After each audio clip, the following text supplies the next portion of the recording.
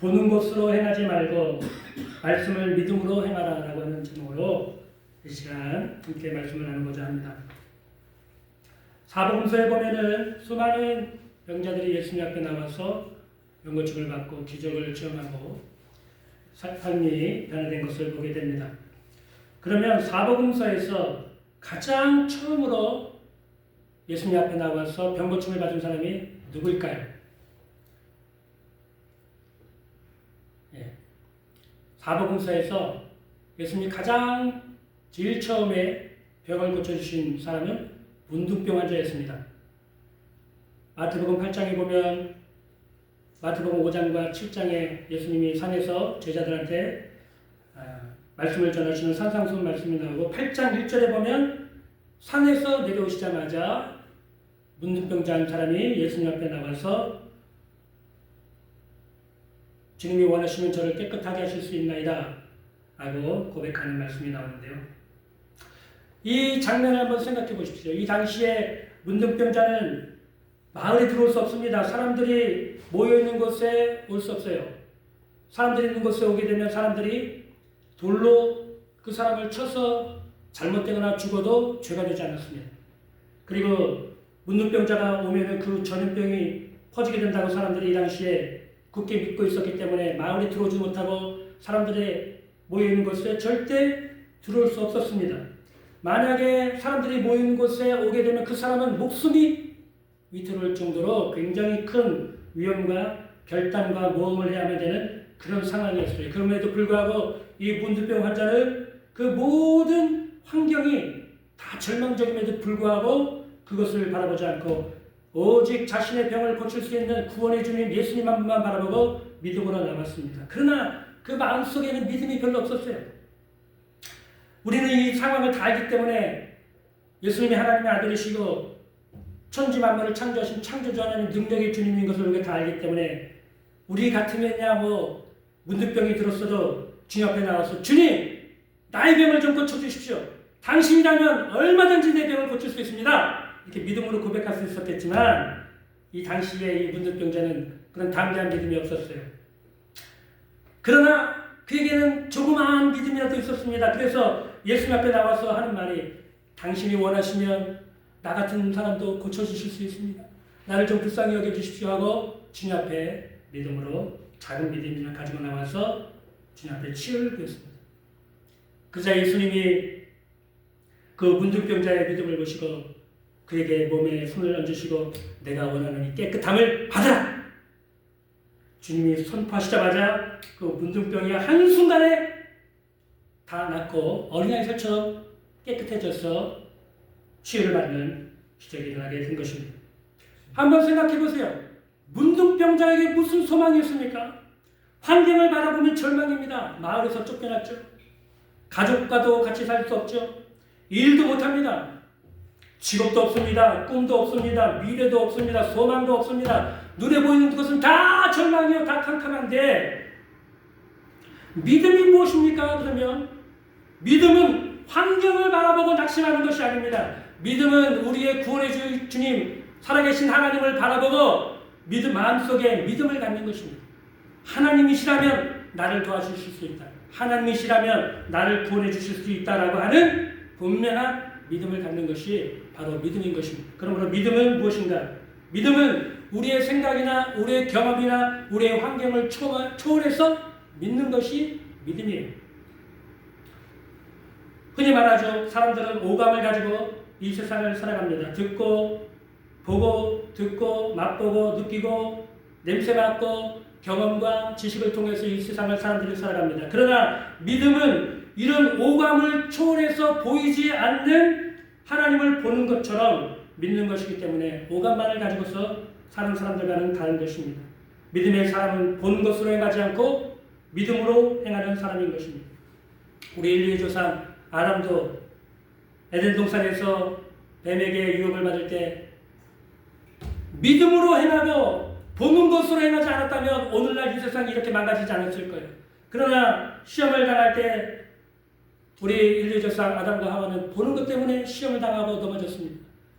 선악과 나무를 보니까 보암직도 하고 먹음직도 하고 저거 따먹으면은 하나님처럼 내가 높아질 수 있을 거라고 하는 탐욕의 마음에 그만한 마음이 뺏겨버리고 절망을 하고 믿음을 행하지 않고 보는 것으로 행해서 망하는 인생이 되지 않았습니까?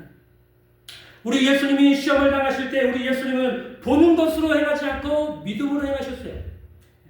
오직 하나님의 말씀을 가지고 마귀가 찾아와서 시험할 때 말씀을 붙들고 마귀를 물리친 것을 우리가 보게 됩니다. 또 우리가 믿음의 조상이라고 생각하는 아브라함의 믿음을 한번 보십시오. 아브라함도 위대한 믿음의 사람이었지만 처음부터 그렇게 믿음이 위대한 사람이 아니었어요. 그도 보는 것으로 행했다가 믿음을 행했다가 보는 것으로 행했다가 믿음을 행했다가 왔다 갔다 갈팡질팡을 하다가 결국 그 믿음이 점점 성장해지고 나중에는 위대한 믿음의 고백을 통해서 믿음의 조상으로 인정받는 사람이 됐던 것을 보게 됩니다. 창세기 12장 1절과 2절에 보면 그가 나이 75세 때 하나님께서 그에게 나타나서 넌 너희 친척 본토 아비 집을 떠나 내가 내게 지시할 땅으로 가라. 그러면 내가 너로 복을 주고 내 이름을 창대하게 하리라. 하나님이 말씀을 하십니다. 창세기 12장 1절 2절에 보면 여호와께서 아브라함에게 이르시되 너는 너의 고향과 친척과 아비 집을 떠나 내가 내게 보여줄 땅으로 가라. 내가 너로 큰 민족을 이루고 내게 복을 주어 내 이름을 창대하게 하리니 너는 복이 될지라. 하나님께서 지도를 펴놓고 딱 지어주면서 아브라함아 넌 앞으로 이곳으로 가야 된다 하고 지정해 준 것이 아니었습니다. 그것이 아니라 아브라함 너 내가 복을 줄 테니까 지금 당장 떠나. 갈 길은 내가 알아서 알려줄게 하고 하나님이 말씀하셨지만 아브라함은 믿음을 갖고 그 75년 동안 살아왔던 가정과 친척 아비집 고향 땅을 떠나서 갈 바를 알지 못하고 떠나는 위대한 믿음의 결단하는 모습을 보여주게 됩니다. 그러나 믿음에는 반드시 시험이 있어요. 그냥 믿음이 저절로 생기고 믿음이 저절로 자라고 믿음을 통해 사람들이 저절로 축복받지 않습니다. 믿음은 반드시 하나님이 시험을 해보시는 것입니다. 가나안 땅에 하나님께서 가라고 하셔서 믿음을 가지고 길을 떠나서 가나안 땅에 도착했는데 웬걸요?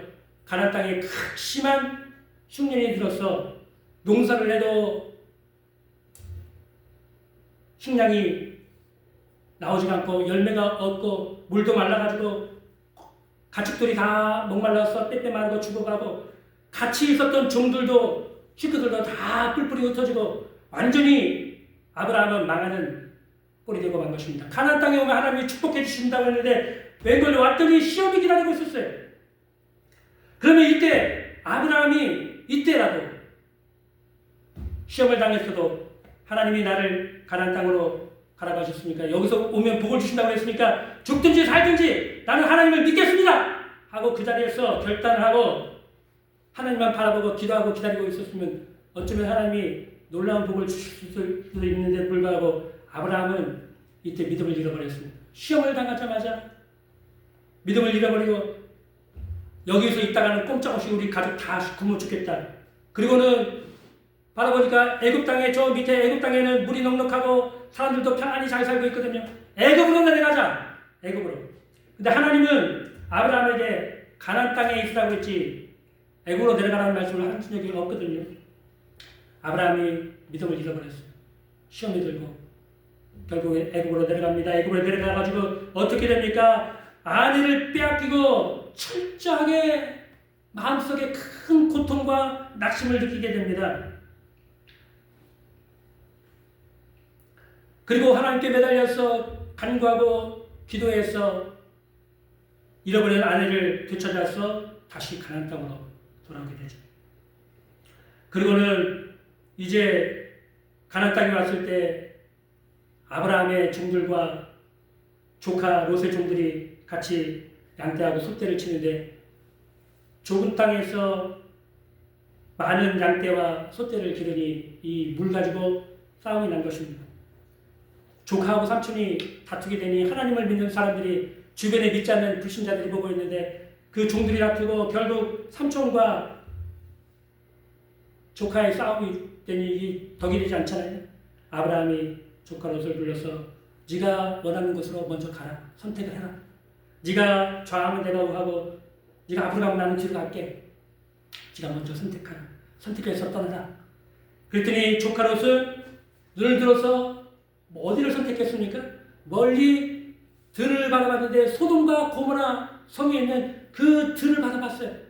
거기는 곡식이 풍부하고 물이 풍부하고 기름진 땅, 사람들이 먹고 마시고 사는데 조금도 부족함이 없는 그런 것을 선택을 하고 아브라함을 떠났습니다. 롯 조카 롯이 떠나자마자 하나님께서 아브라함에게 나타나셔서 그 축복을 해주시는 것을 보게 됩니다. 창세기 13장 14절 15절에 보면 롯이 아브라함을 떠난 후에 여호와께서 아브라함에게 이르시되 너는 눈을 들어 너 있는 곳에서 북쪽과 남쪽 그리고 동쪽과 서쪽을 바라보라. 보이는 땅을 내가 너와 내 자손에게 주리니 영원히 이르리라. 하나님께서는 아브라함의 믿음을 보시면 축복을 해주셔요. 그러나 그 믿음은 시험을 반드시 겪게 됩니다.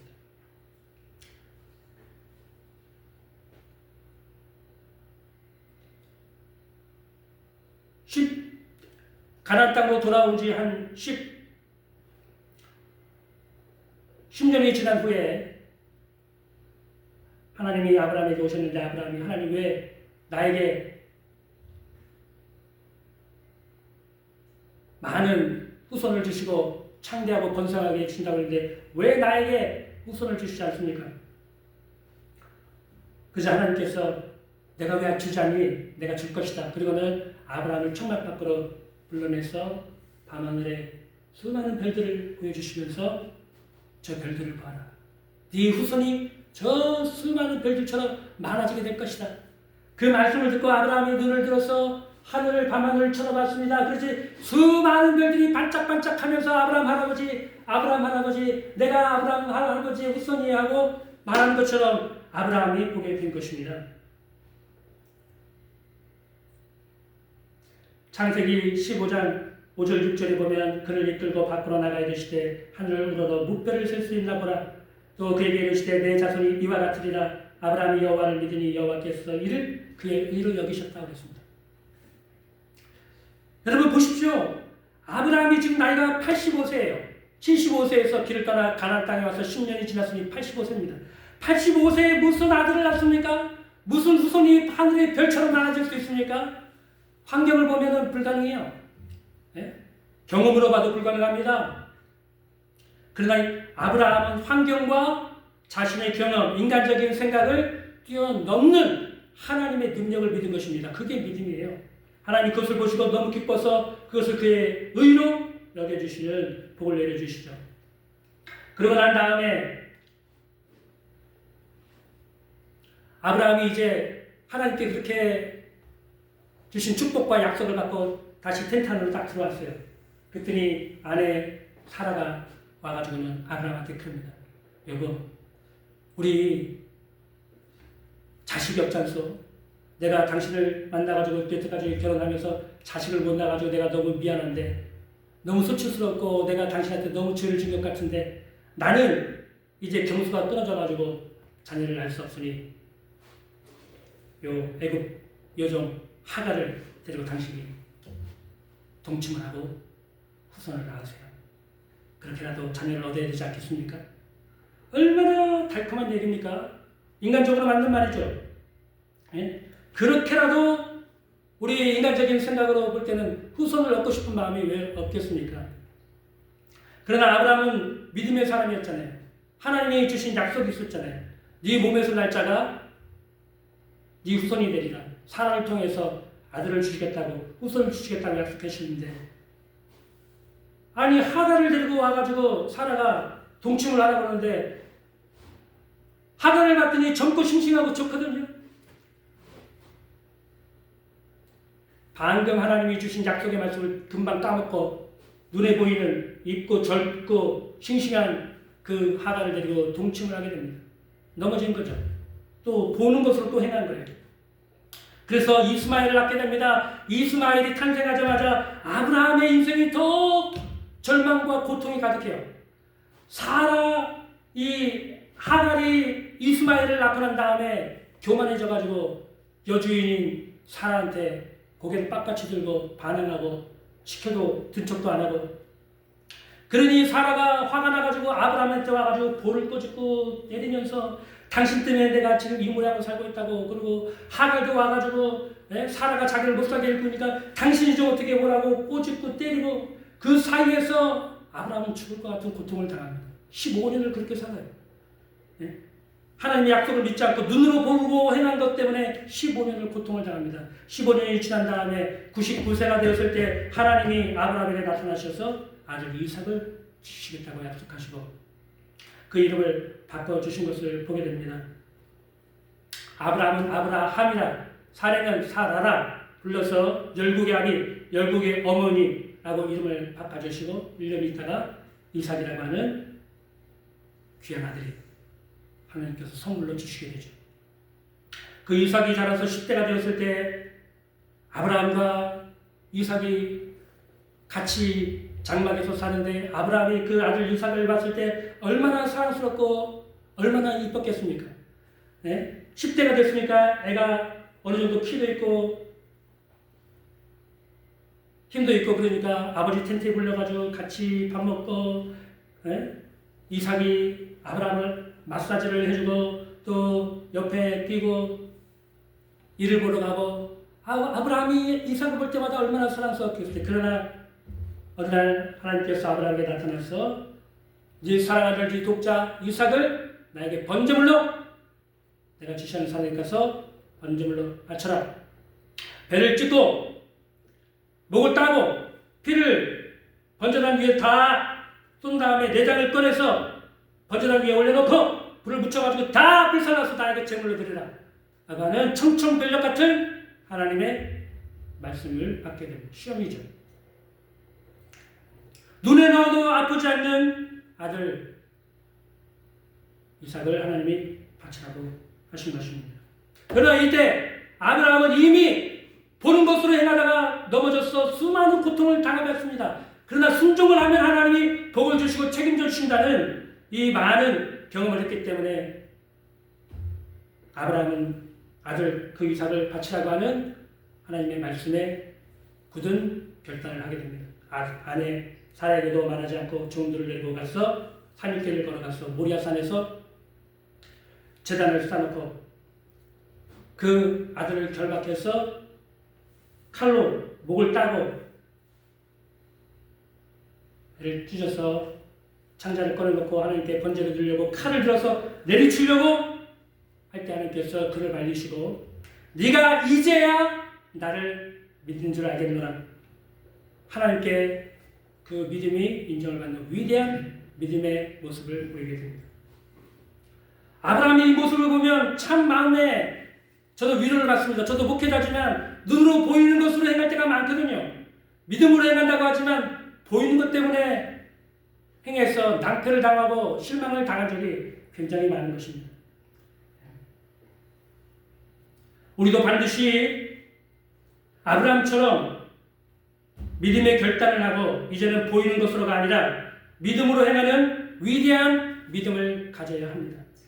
그럴 때 하나님의 위대한 역사를 경험하고 하나님께 믿음을 인정받고 믿음의 위대한 간증을 남길 수 있는 인생이 되는 것입니다. 그러면 우리는 어떻게 해야지 믿음으로 행할 수 있을까요? 첫째로 하나님의 말씀을 굳게 믿어야 합니다. 우리가 믿는다고 하는데 무엇을 믿습니까? 우리가 사람의 말을 믿습니까? 아니면 자기 자신을 믿습니까? 아니면 꿈을 믿습니까? 우리는 내 자신도 사실은 믿을 만한 것인 것입니다. 사람을 우리가 어떻게 믿습니까? 옛날에 우리 이제 새해가 되면은 보통 아버지하고 아들 식구들이 목욕탕에 가죠. 목욕탕에 가서 아버지가 아들 등을 밀어주고 또 어린 자매가 아버지 등을 밀어주고 같이 이렇게 목욕을 하는 그런 시절이 있었어요. 그때 나온 재밌는 얘기 하나가 있습니다. 아버지가 다 옷을 다 벗고 나서 먼저 목욕탕에 딱 들어가서 어이 시원하다, 어이 이거 좋다, 이거 시원하다, 아이고 너도 얼른 들어와라. 너무 시원하다. 좋다. 그랬더니 어린 아들이 아빠 정말 좋아? 정말 시원해? 정말 시원해? 아이고 좋다. 아이고 시원하다. 얼른 들어온나? 그러자 아들이 아버지 말을 믿고 목욕탕에 텅텅 들어갔는데 아 뜨거워 하고 밖으로 뛰어났다는 거예요. 그리고 하는 말이 아이고 믿을 놈이 하나도 없네. 그런 얘기를 했다는 것이죠. 아버지 말만 믿고 그 아들이 들어갔는데 물이 너무 뜨거운 거예요. 아버지한테는 시원했지만. 그러면서 밖에 나와서 하는 얘기야. 믿을 놈 하나도 없다고. 옛날 우스갯소리로 하는 말을 사람들이 그런 말을 종종 했던 것이 기억이 납니다. 부모님이지만 사랑하는 부모고 또 사랑하는 자녀지만 서로가 믿을 존재가 못 돼요. 사람은 믿을 만한 존재가 되지 못합니다. 오직 영원토록 1.1획도 변함없는 하나님의 말씀을 믿어야 하는 것입니다. 요한복음 1장 1절에 태초에 말씀이 계시니라. 이 말씀이 하나님과 함께 계셨으니 말씀은 곧 하나님이시라고 했어요. 말씀이 곧 하나님이세요. 그러므로 우리가 하나님을 믿는다는 것은 곧 말씀을 믿는 것입니다. 말씀을 믿어야지 우리가 다른 데 가서 믿음을 찾아서는 안 됩니다. 어느 한 광산 조사원이 그 광산의 조사를 마쳐서 광산에 들어가서 조사를 하게 됐습니다. 그리고 점점 깊이 들어가게 됐는데 그러다가 결국 너무 열중한 나머지 길을 잃어버리고 말았어요. 사방을 둘러봐도 빛이 없고 깜깜하고 공기도 통하지 않는데 속으로 생각하길 아이고 나는 이 광산에서 길을 잃어버리고 꼼짝없이 죽게 생겼구나. 어떻게 하지? 마음이 불안하고 두려움에 쌓여있는데 마음속에 기도하기 시작했습니다. 하나님 살려주십시오. 내가 어떻게 하면 이 광산에서 빠져나갈 수 있겠습니까? 하나님께서 그 사람 마음속에 지혜를 주셨어요. 어느 광산이든지 광물을 운반하는 철길이 있다. 그 철길을 찾기만 하면 그것 따라서 나오기만 하면 내가 살 수 있겠구나 라고 하는 마음의 지혜가 떠올랐습니다. 그래서 깜깜한데 아무것도 보이지 않는데 손과 발을 더듬어가면서 철길을 찾기 시작했어요. 그러다가 어느 순간에 발길에 톡 하고 철길이 걸렸습니다. 그래서는 손으로 더듬어가면서 철길을 따라서 광산 입구로 나가서 살 수가 있었다고 하는 이야기가 있습니다. 우리도 이처럼 말씀의 철로를 붙들고 우리 인생을 걸어가야 합니다. 말씀 외에 다른 건 붙들어 봐야 소용이 없어요. 책임져 주지 않기 때문에 그렇습니다. 부모님이 우리를 책임져 주지 않습니다. 또 자녀가 우리를 책임져 주지 않습니다. 아무리 나를 사랑한다고 해도 그 사람이 나의 인생을 책임져 줄 수가 없는 것입니다. 그러므로 우리는 보이는 것으로 행해서는 안 됩니다. 보이는 것으로 행하면 운명의 수레바퀴에 빠져서 그 절망적인 인생에서 헤어나올 수가 없어요. 그렇지 않습니까? 앞에서 제가 말씀드린 문둥병자를 한번 생각해 보십시오. 그 문둥병자의 운명을 보이는 것으로 어떻게 빠져나올 수가 있습니까? 그러나 예수님 말씀 한마디에 그는 그 절망적인 운명의 수레바퀴에서 빠져나와서 새로운 삶을 사는 인생이 되지 않습니까? 조지 뮬러라고 하는 5만 번 이상 기도 응답을 받은 사람 잘 아실 거예요. 많은 사람이 이제 그분 잘 알고 있는데 그분은 기도만 많이 하는 사람일 것이라고 사람들은 많이 생각하시는데 사실은 그렇지 않습니다. 조지 뮬러가 71세 때 다음과 같은 내용의 기록을 남겼다고 합니다. 나는 20살 때 회심하고 4년 동안 거의 성경을 읽지 않아서 믿음이 전혀 성장하지 못하였다. 나는 믿음이란 기도를 통해 얻는 어떤 신령한 은혜라고 생각했다.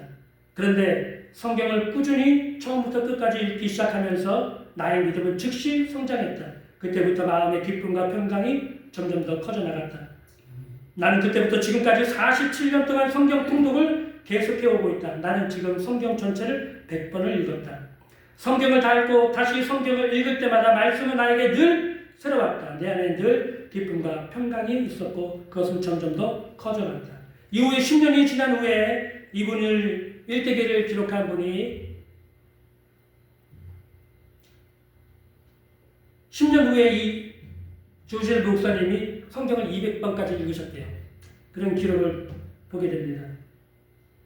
우리는 말씀을 늘 가까이 두고 읽고 묵상해서 마음의 것을 새겨 넣는 그 말씀을 통해서 위로받고 용기를 얻는 그런 인생을 살아야 되는 것입니다. 저는 이사야 41장 10절 말씀을 늘 마음속에 깊이 생각합니다. 두려워 말라 내가 너와 함께합니다. 놀라지 말라 나는 내 하나님이 되리라. 내가 너를 붙들어 주리라. 내가 너를 굳세게 하리라. 참으로 너를 도와주리라. 참으로 나의 오른손으로 너를 붙들어 주리라. 이 말씀을 읽고 묵상하고 생각할 때마다 내 마음속에는 담대한 마음이 생기고 소망이 생기고 믿음이 생기는 것을 항상 느낍니다. 또 특별히 시편 23편 여호와는 나의 목자시니 내게 부족함이 없으리로다.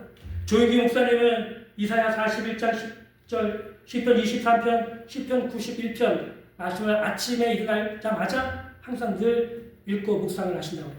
그렇게 하루를 시작하신다고 합니다. 말씀을 통해서 힘을 얻고 지혜를 얻고 말씀을 통해서 우리가 믿음을 얻을 수가 있는 것입니다. 또 우리는 말씀에 순종을 해야 됩니다. 우리가 말씀을 믿었다면 이제는 그 말씀에 순종을 하는 삶을 살아야 됩니다. 순종하지 않는 믿음은 죽은 믿음인 것입니다. 하나님께서 사울왕을 이스라엘의 초대왕으로 세울 때 사울왕을 지극히 사랑했어요. 그래서 그에게 사무엘 선지자를 보내서 기름을 붓고 이스라엘 왕으로 세웠습니다. 그러나 사울왕은 하나님의 말씀에 순종하지 않는 사람이었습니다.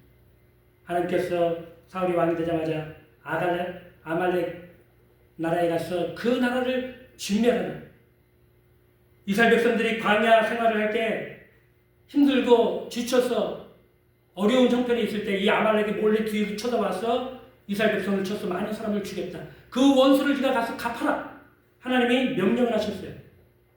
그런데 사울왕이 가서 전쟁을 한 다음에 승리를 하고 난 다음에는 아가방을 죽이지 않고 포로로 끌고 오고 또 살진 짐승들을 전리품으로 끌고 돌아 하나님이 진멸하라고 하셨는데 사울은 진멸하지를 즐기지 않고 자기의 명예와 이름을 내기 위해서 전리품으로 끌고 오게 됩니다. 사무엘 선지자가 와가지고 왕이여 왜 여호와의 말씀대로 순종하지 않았습니까? 아닙니다. 나는 하나님의 말씀대로 순종했습니다. 그래서 아말렉 왕 아각을 끌어왔고 또 당신이 하나님께 제사 드리기 위해서 살진소와 짐승들을 제가 이렇게 끌고 온 거 아닙니까? 그러자 사무엘 선지자가 이렇게 말합니다. 사무엘상 15장 22절 23절에 사무엘이 이르되 여호와께서 번제와 다른 제사를 그의 목소리를 청종하는 것을 좋아하신 같이 좋아하시겠나이까. 순종이 제사보다 낫고 듣는 것이 순양의 기름보다 나으니 이는 거역하는 것은 점치는 죄와 같고 완고한 것은 사신우상에게 절하는 죄와 같으니. 순종이 제사보다 낫다고 했어요. 100번 예배를 드리는 것보다 한 번 순종하는 것을 하나님이 기뻐하신다고 말씀을 하고 있는 것이네요. 순종할 때 하나님이 도와주시고 축복해 주시지 불순종할 때 하나님의 진노와 징계와 심판을 내리신 것입니다. 우리는 소돔과 고모라 성 사람들처럼 되지 말아야 됩니다. 롯의 사위들이 하나님이 이제 곧 이 성을 불로 심판할 것이라고 말할 때 농담으로 여겼다고 했어요. 노아 홍수 때에도 노아 아버지가 산꼭대기에 큰 방주를 지으면서 사람들에게 장차 하나님이 이 땅에 비를 내려서 홍수로 사람들을 다 진멸한다고 할 때 사람들이 다 구경하고 농담으로 여겼습니다. 그러다가 결국 하나님이 심판을 받아서 물에 빠져 죽고 말았습니다. 그러나 이스라엘 백성들이 하나님을 믿고 순종하며 나아갈 때 하나님께서 그 앞에서 홍해바다도 갈라주시고 요단강물은 그치게 하시고 여리고성은 무너지게 하시고 주님 앞에 순종하면서 나온 병자들은 맹인도 눈을 뜨게 해주시고 저는 자는 걷게 되고 죽은 자가 살아나고 한 번에 큰 물고기가 153마리나 잡히는 큰 놀라운 기적도 하나님이 베풀어 주신 것을 보게 됩니다. 순종은 하나님의 축복을 가져오는 열쇠요. 하나님을 기쁘시게 하는 믿음의 증거입니다. 믿는다고 하면서도 순종하지 않는 것은 거짓말입니다. 우리나라 속담에 부모님 말을 잘 들으면 자다가도 떡을 얻어 먹는다고. 우리 권사님도 부모님이 입장이니까 아실 거예요. 그죠? 자녀가 부모님이 하는 얘기를 잘 듣고 순종하면 얼마나 이쁩니까? 그죠? 뭐라도 하나 더 주고 싶죠. 그죠? 근데 이 자녀가 말을 안 듣고 지 고집대로 뭔가를 하려고 하면 어떻습니까? 뭔가 좀 더 해주려고 하다가 에이가 그래 네가 한번 해봐라 하고 팔짝 끼고 지켜보게 되죠. 하나님도 마찬가지입니다. 하나님도 순종하는 자들에게 축복을 해주시지만 불순종을 하게 되면 하나님께서 그래 너 잘났다 얼마나 잘하네 보나 한번 내가 보겠다 하고 하나님께서 도와주시라는 것입니다. 또 뿐만 아니라 우리는 믿음을 얻기 위해서 우리 자신이 변화된 신분을 깨달아야 됩니다. 우리는 십자가 앞에 나와서 예수님의 피로 내가 과거, 현재, 미래의 모든 죄가 깨끗하게 나음을 깨끗하게 죄 용서를 받았다. 의로운 사람이 되었다는 사실을 믿고 깨달아야 됩니다. 또 믿는 자는 영생을 가졌다고 했으니까 우리는 영생을 가지고 죽음이 와도 두렵지 않고 천국에 바로 하나님 보좌 앞으로 나아갈 수 있다고 하는 담대한 확신과 믿음을 가지고 살아가야 합니다. 또 성령께서 우리 삶에 오셔서 우리 삶을 인도해 가고 계시니까 우리는 우리 인생에 담대한 믿음을 가지고 하나님께서 성령께서 나를 천국에까지 인도해 주실 거라고 하는 그 믿음을 가지고 철저하게 성령님을 믿고 의지하면서 사는 인생을 살아야겠습니다. 마지막으로 우리는 담대하게 이 새해에는 믿음을 시인하고 선포하며 살기를 원합니다. 여러분이 믿음으로 살겠다고 결심하면 모든 주변에 있는 감각세계가 여러분에게 큰 시험거리로 다가옵니다. 여러분의 생각이, 여러분의 경험이, 또 마귀가 찾아와서 환경을 봐라. 어떻게 네가 나아질 수가 있냐? 네 가지고 있는 지금 몸을 봐라. 네가 어떻게 나을 수가 있냐? 네가 가지고 있는 경험해왔던 경험을 봐라. 세상에 돌아가는 이치를 생각해봐라. 어떻게 그게 되겠느냐? 가진 시험과 어려움을 준 것입니다. 그럼에도 불구하고 우리는 작은 믿음이라도 담대하게 시인하고 선언하면서 살아야 하는 것입니다. 제가 여기 플래카드 153이라고 써놨어요. 153은 예수님이 부활하신 다음에 갈릴리 바다에서 밤새도록 고기 잡은 제자들을 찾아왔는데 제자들이 밤새도록 수고했지만 잡은 것이 하나도 없었어요. 그때 예수님이 아침에 바닷가에 서서 얘들아 너희에게 고기가 있느냐? 아니요 우리는 한마디도 못 잡았습니다. 오른편으로 그물을 내려봐라. 오른편으로 내렸더니 그물을 끌어당길 수 없을 정도로 큰 고기가 많이 잡혔습니다. 그게 153마리가 잡혔어요. 우리 인간의 노력으로 우리 인간의 경험으로 생각으로는 아무것도 건져올릴 수 없는 그 바다에 주님이 말씀 한마디에 큰 물고기 2배가 잠길 정도의 153마리라고 하는 많은 물고기 앞으로 기적이 일어난 것입니다. 믿음이 바로 이것입니다.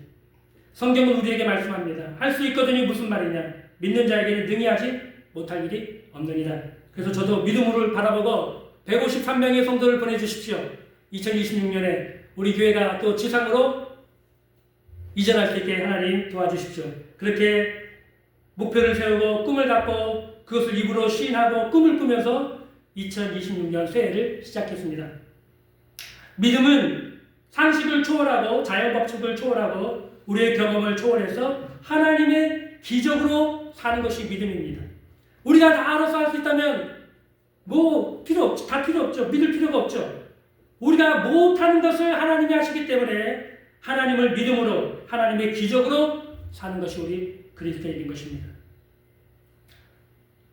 올 새해 보는 것으로 행하지 말고 말씀을 믿음으로 행해서 우리 성도 여러분의 삶 속에 기사와 이적이 넘쳐나고 하나님의 은총을 받아서 여러분의 영혼 육이 다 강건하고 축복을 받아 선한 일을 넘치도록 하실 수 있는 복된 한 해가 되시길 주님의 이름으로 축복합니다. 아멘. 기도하겠습니다. 하나님 감사합니다.